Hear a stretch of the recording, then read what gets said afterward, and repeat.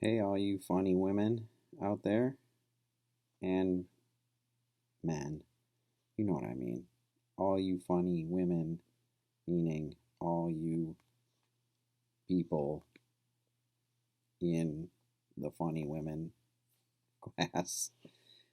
Um, I'm here to talk about 9 to 5, which you guys all hopefully watched this week. I just went through all your, this is basically how the online portion will go. You guys leave the comments, I'll go through them all instead of replying to all of them, which would take me days. I just read through them all and synthesize it with my own insights and thoughts. And then I do a video like this one that you probably aren't watching, but hopefully you are watching these too. Because what's the point of just doing the stuff online if you're not getting input from the professor? So this is my input. Um, so it seems like from the comments, you guys all liked 9 to 5. I had forgotten how awesome the movie is until I started teaching this class last year and revisited it, and I was like, it just blew my mind. I'm like, holy shit, this movie's so good and would be perfect. It's kind of why I started this class. Um, like this, I need to teach this movie somehow.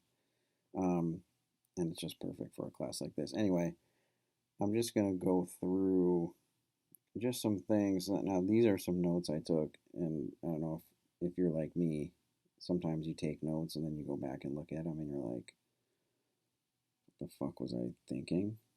So I might have some moments like that. Um, First of all, like most, I think, I want to say everything, but I can't be positive of that. But most of the things that the content for this course is all created by women. So, um, this movie is case in point. A female screenwriter.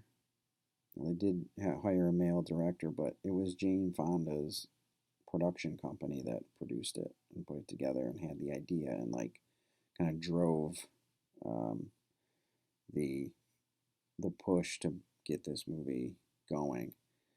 And it's based on, I don't know if it mentioned it in any of the articles, but it's based on an actual movement in Cleveland of working women secretaries primarily.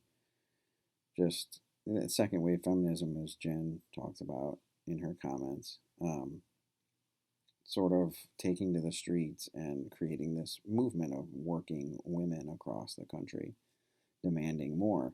So the that group was actually called 9 to 5, and Jane Fonda went up and visited with them, and then the whole idea for the movie came about.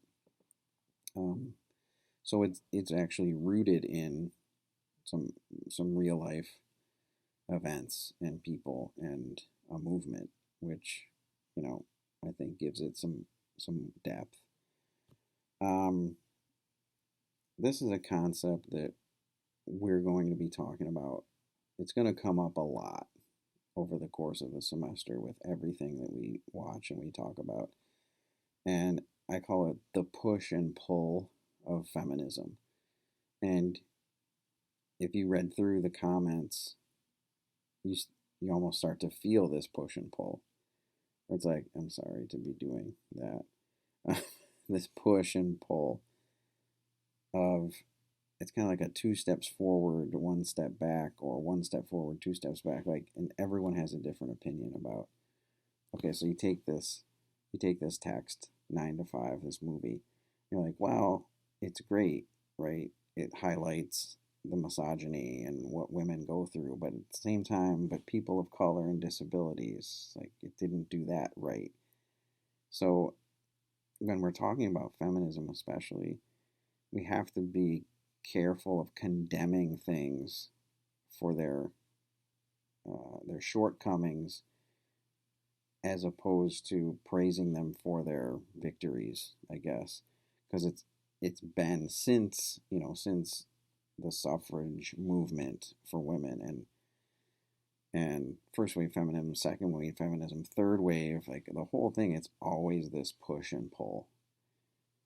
Like we make some progress, but then we take a step back because we didn't think it through. We left out this group, or we didn't, we're trying to fix. You can't fix it all at once, I guess.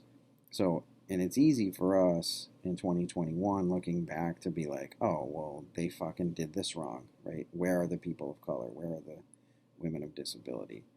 Um, that kind of stuff. Because we have this different lens through which to see it. Yeah, think about this. I have this written all in caps with exclamation points. It was 1980. This is such a leap forward for 1980, right? That any of this is being put into public discourse is a huge step forward. So, like, yeah, there are things in that movie where you're like I said, we have the privilege in 2021 to look back and be like, oh, well, you kind of missed the mark on that. But like overall, with this movie, do you think it moved the needle forward in terms of just recognizing women as equals and moving the movement forward and, making like profound statements about this stuff? Or did it set us back? Like, I don't think any one of you would say it set us back, you know, but it's incremental.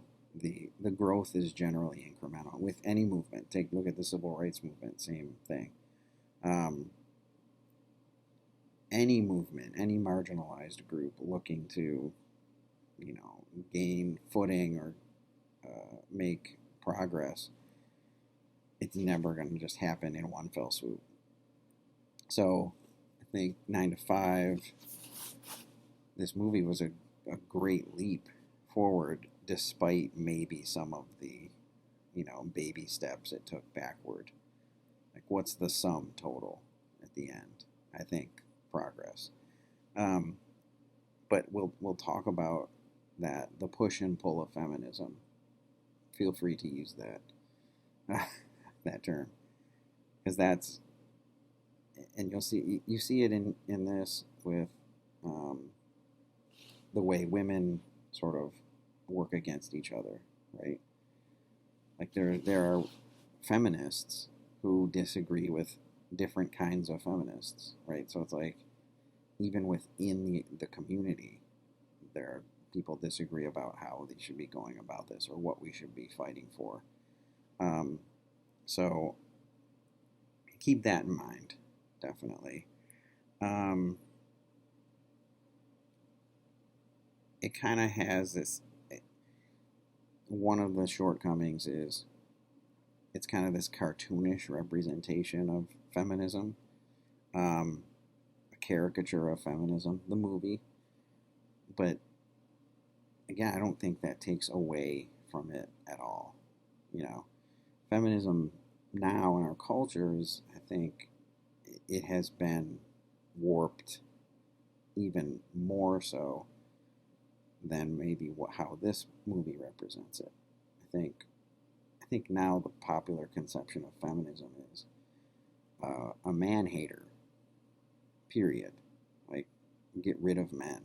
You know, either that when it's really about equality, and that's what this movie's about, right? I mean, at the end of the day, they hate this one dude who was shitty to them, the boss, Mr. Hart, but the end of the movie is about them getting their due and being respected and making positive changes for everybody. Um, so, yeah, it's easy to misdefine or mischaracterize feminism or lose sight of what it is. Because for so long in our culture, the media has worked to change the perception of it for their own bank, basically. They made feminism into, they focused primarily on sexual feminism, where it's like the double standard of guys are studs and women are sluts who fuck a lot. Well, we want to change that. We want to fuck who we want and not be judged for it. Like, that's great, but the media latched onto that so that now there's generations of women who think if I fuck a lot of guys, I'm a feminist. Does that make sense? Um, that's how the media has kind of distorted it.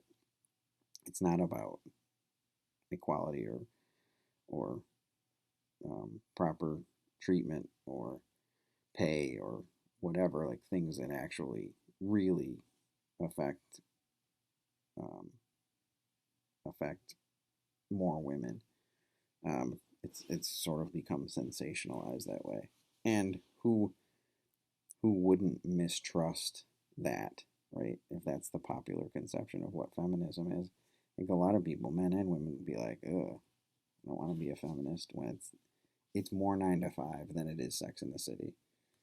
Let's put it that way. Um, so what else do I have here? Oh, it's interesting to see the moves that the movie makes because it's 1980, right? This was such a bold. I can't stress this enough to you guys because you guys are probably like, oh yeah, I've heard all this stuff before, but it's such a bold statement to make in a movie in 1980 um, that they had to add the whole embezzlement thing because the way he treated the women in 1980, like if you went to watch the movie, his treatment of women, Mr. Hart's treatment of the three principal characters, wasn't bad enough to justify all the things that happened to him. Does that make sense? Like, that's what I wrote. They added this whole embezzlement storyline to be like, oh, that's now we can prosecute him or punish him or fire him. But we couldn't do it for all the shit that he put the women through. Um, because he wasn't already bad enough, question mark. Like, that was my point about adding that embezzlement storyline. Um, because again, like that's how radical this movie was, and that's how little people appreciated women in the workplace at the time. Was like they would never fire him for being an asshole to women, right? That wouldn't be enough. We have to add this embezzlement thing. Again, it was 1980, 80. Like, yeah, mind blown. Hopefully for all of you, mind blown. I was 7. Yeah. You guys weren't 7. um, a couple of you mentioned this in your comments, the transformative power of sisterhood, right? And solidarity, right? Like, this only happens if the three of them unite and come together, which is a couple of you mentioned this too, the divisive environment that this male centric workplace environment basically, you know, um, creates, right? It turns everybody against everybody, especially women, because they're just fighting for survival, not just to be the best, right? So it's everybody against Thorley, right? Because she's having an affair with him. So everyone wants to undermine her. And Roz, I think, like she's constantly just to stay ahead and stay on the boss's good side. Like what happens in workplace environments like that in the 80s, still today, but way more in the 80s, was that kind of pit them against each other. And I wrote this down. Um, Systems, not just at workplace, across the board, government, politics, and things like that. They generally, it's in their best interest, they think, to pit women and marginalized groups against each other, um, to, I don't know, to foster yeah, so that while they run away with basically all the money and profits, let them fight it out, um, and sort of take advantage of that. And you see that, um, in this movie only when the three of them unite on this against this common enemy do they realize like we shouldn't be fighting with each other. Like that's just a distraction. Like, we should be fighting this guy, and this system that has created this situation. Uh, System is rigged against women. Um, I just basically that's basically what I'm talking about. Uh, I mean they very clearly define Mr. Hart, right? Sexist, egotistical, lying, hypocritical, bigot. Like that's all of them. That's like all the things that are bad about people for the most part. Um, but again, that's still the norm. Like, I think like people think of the boss as that type of figure. Um, and it's still like okay to be that. Like people think it's okay. Um, I wrote it's a gateway movie. Like back to my point about the push and pull of feminism. Like this is a portal or a gateway into deeper, more philosophical, more radical feminist ideas. I think and it's a major comedy release. Like yeah, it's supposed to be sort of feminism for dummies. I think, where it's like it's supposed to shake you a little bit and make you think, oh, okay, yeah, that's fucked up, and then maybe do some more research and sort of like look at if you're a woman, look at your own position, like what's it like at your job if you have a job or whatever it is.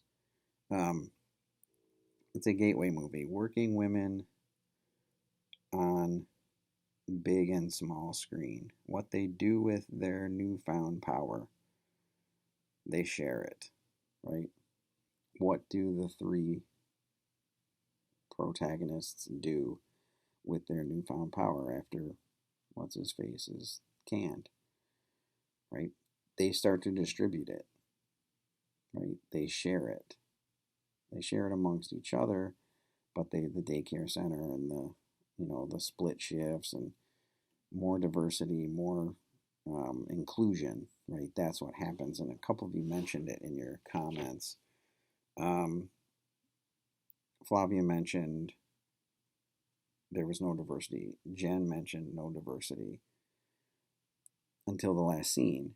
And I think that's sort of like if we were to film 9 to 5 2, right, the sequel, that's what you'd see. It's supposed to be this projection into the future. See, now with women who are more understanding and more sympathetic and equally qualified to do the man's job, with women in place, the office runs more efficiently, the office is more diverse, the office is more progressive, the office is more profitable.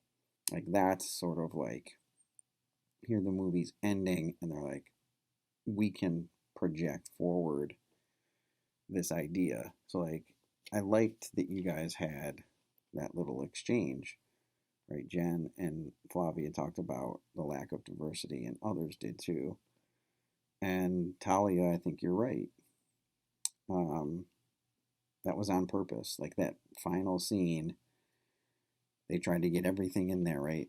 Some people of color, people, women with disabilities, and women in general into this scene and be like, okay, this is how this company's going to run from now on. And that's the kind of progress that we're looking for. Um, so I agree. Like that's the purpose of that final scene. So okay, these women united. They weren't pitted against each other, or they were, but they decided to not like fight amongst themselves. They united. They shared, the same sort of values and ideals. they worked against the system to improve the system. Um, so Talia also had a good quote. Humor tricks the audience into learning and questioning norms. I, you're going to hear me say that. That sounds like you've taken a class of mine before. Um, I'll give you this little anecdote quickly. Like, to me, that's the beauty of humor. That's why there's a funny women course, is because humor is the best way to attack these things for people. I may have mentioned this in class last week, but like, you let your guard down when you're watching 9 to 5 or a comedy. You let your guard down, you open your mind, you open your ears, you have to listen. If you want to even understand the joke and get it and laugh, you have to be listening. You're more open to different ideas. Um, so, yeah, humor does, I wouldn't use the word trick, but that kind of is what it does. It tricks you into learning.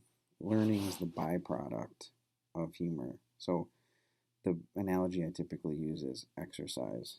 Exercise and learning, right?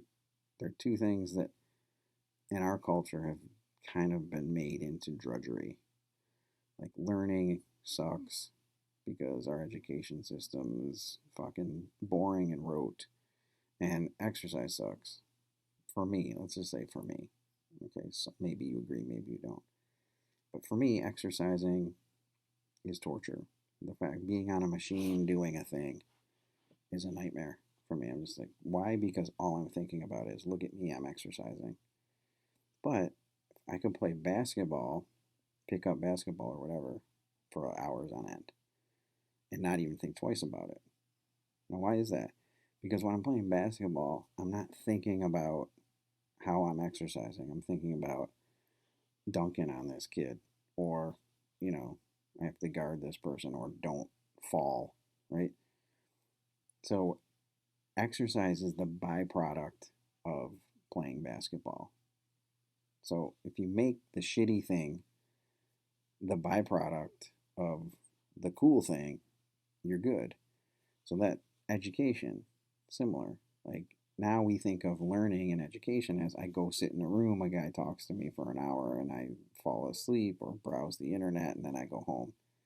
Like, that is drudgery. Like, school has been made into drudgery.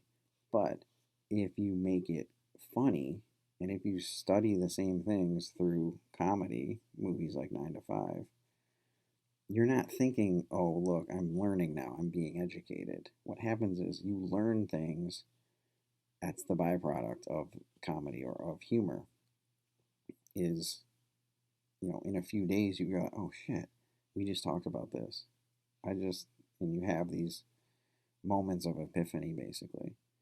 So for me, humor is basketball, if that makes any sense. Um, Learning is the byproduct of humor, and exercise is the byproduct of basketball. So, and comedy facilitates that um, that learning. So, there. Gateway movie said that. Um, Frank is bound to the home. Get the pun there. There's a bunch of puns and stuff like that, like double meanings and things. Like, one of them, I think Talia mentioned the whole murderess thing.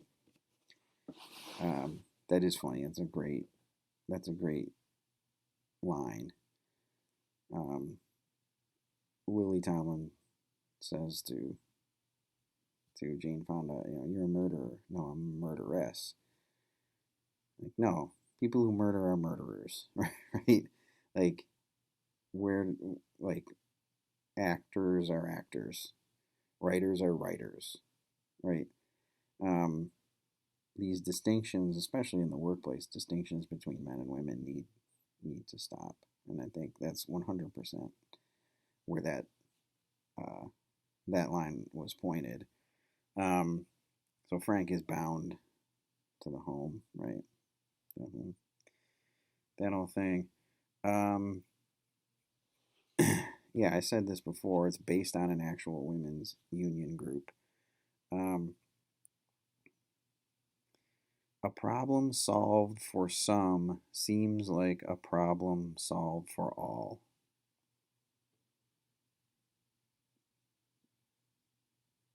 I don't know what that means. I think that has to do with the last scene, right? The problem solved for the women turns into being as problem solved for everybody. The company as a whole is running more efficiently. Women of color, more diversity, that kind of thing. It's a problem solved for everybody, not just the three of them. Um, and that's what we're trying to do here: is solve problems for everybody, not just specific groups or people. Like, if we can, let's solve a problem for everybody, right? Um, and I can't. I should have said this at the top. I can't tell you.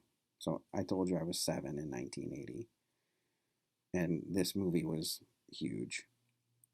But through the 80s, most of my childhood, I can't tell you how iconic Dolly Parton's boobs were. Like, you watch the movie and you're like, oh my God, they're just totally objectifying her. Yes, she, she was known for boobs first and then her music career second. Like, that's just how it was in the eight. I can't stress how iconic. I mean, they're like Marilyn Monroe iconic. Like J Lo's ass iconic. Like, I don't know, you can make your own. You know what I'm talking about. So the song 9 to 5, if you listen to those lyrics, really interesting, and very pointed and really captured the movement. She just made this 5 to 9 commercial at the Super Bowl where she sings an adapted version of 9 to 5 called 5 to 9, which basically praises people's side hustles who work 5 to 9 and basically being overworked and underpaid. It's totally contradictory to the whole 9 to 5 thing. There's a couple articles about that if you want to look them up. Um, but just listen to the lyrics of the song 9 to 5. Um, but to have Dolly Parton in this movie as the sexual icon that she was, in the role that she was playing, I think said a lot for how we think about hypersexualized women, right? I think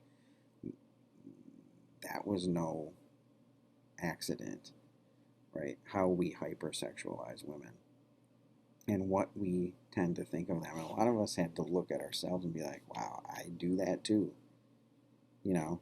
Um, and the boss, Mr. Hart, is just, I mean, he's just a scumbag, obviously. But that's what women went through on the daily. And it didn't matter if you were Dolly Parton or not. But how difficult that must be for someone like Dorley's character who isn't promiscuous. Like, all of these things are judgments and based on nothing, and based on assumptions and stereotypes and things like that. Like, it's and marginalized groups know this more than anybody. It just sucks to be misrepresented. And so using Dolly Parton in that role, like, was very intentional. Um, and I think to make broader statements about, you know, the state of feminism and women in the workplace. Um, yeah, it looks like I just wrote down lyrics to 9 to 5. It's all taken and no given, right? They just use your mind and never give you credit. You would think that I deserve a fat promotion. Want to move ahead, but the boss won't seem to let me. They let you dream just to watch 'em shatter. Step on the boss man's ladder. I ain't the kind of boy who takes no for an answer. I don't think that's in. I don't know what. I don't know what that is. It's dumb. Sorry. You can fast forward through the dumb parts.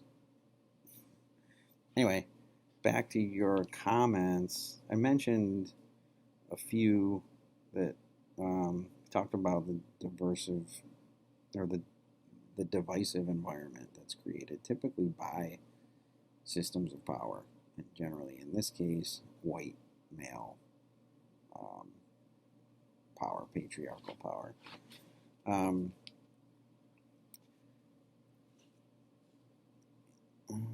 Changes were not only better for the women, they were better for the entire company, right? Change for some, meaning change for all. I like Callista's connection to the Scarlet Letter and the Hester Prynne blast. That was nice. Definitely had those feels. Um, and I think Michael brought up that women are treated better now. And Jen sort of retorted, like, are they? Like, I disagree. And I kind of lean towards Jen in this case. I think men just, a lot of men took 9 to 5 and the whole women's movement and things like that as like, all right, I just have to be more creative with my dickishness. I have to be more creative with my misogyny. I have to be more subtle in my, you know, sexual, um, sexual harassment. I have to find more sinister ways to keep women and minorities at bay. Um, so yeah, I mean, I understand what Michael was saying. Like, things have changed since 9 to 5. I mean, we can all agree with that. But you know, just as they've changed, have they stayed the same? Just sort of morphed into something different. Um, and then I'll finish with this because I like to keep these videos around 30 minutes for you. Sarah Ann brought up the sports analogies, right? Like men using a male language to exclude and distance themselves from other groups, in this case, women in sports. And that has changed over the years. Like, it operates under the assumption that women don't know anything about sports. Um, so that I think has changed a lot, but nonetheless, it's still prevalent. There's actually an Office episode about it. If you've seen that, where the women all get together and they talk about how men use sports analogies to exclude them, and that makes sense. But it's way more real in 9 to 5, and it's interesting because the example that Sarah used was, um, be a team player, right? And operate the office like a football team or whatever. But then he asks Lily Tomlin's character to go get his wife a present.